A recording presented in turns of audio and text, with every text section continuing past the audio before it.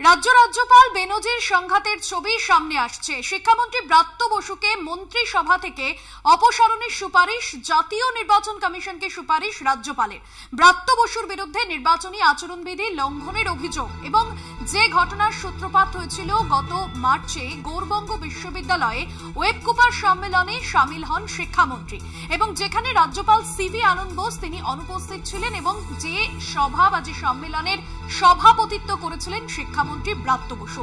আর সেই জায়গা থেকেই রাজ্যপাল তিনি প্রশ্ন তুলেছেন এবং নির্বাচন কমিশনের কাছে তিনি সুপারিশ করার অর্থাৎ ব্রাত্য বসুকে মন্ত্রিসভা থেকে অপসারণের সুপারিশ করারও কিন্তু তিনি অভিযোগ জানিয়েছেন এবং জাতীয় নির্বাচন কমিশনকে সুপারিশ জানিয়েছেন রাজ্যপাল সিভি আনন্দ বোস এবং যেখানে তিনি শিক্ষামন্ত্রী ব্রাত্য বসুর বিরুদ্ধে নির্বাচনী আচরণবিধি লঙ্ঘনের অভিযোগ এনেছেন এবং যে ঘটনার সূত্রপাত হয়েছিল মালদহের গৌরবঙ্গ বিশ্ববিদ্যালয়ে যে ওয়েবকুপার সম্মেলন ডাকা হয়েছিল সেই সম্মেলনে সামিল হয়েছিলেন ব্রাত্য বসু এবং অনুপস্থিত ছিলেন রাজ্যপাল সিভি আনন্দ বোস।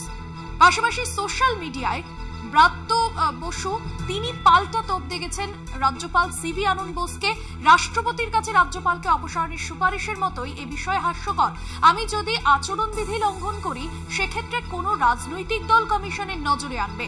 সাংবিধানিক পদের অপব্যবহার করেছেন উনি, রাজনৈতিক পরিচয় প্রকাশ করে ফেলেছেন। অর্থাৎ শিক্ষামন্ত্রী ব্রাত্য বসু তিনি যে মন্তব্য করেছেন, যেখানে তিনি যে পোস্ট তিনি সোশ্যাল মাধ্যমে দিয়েছেন, যেখানে তিনি উল্লেখ করেছেন সাংবিধানিক পদের অপব্যবহার করেছেন রাজ্যপাল।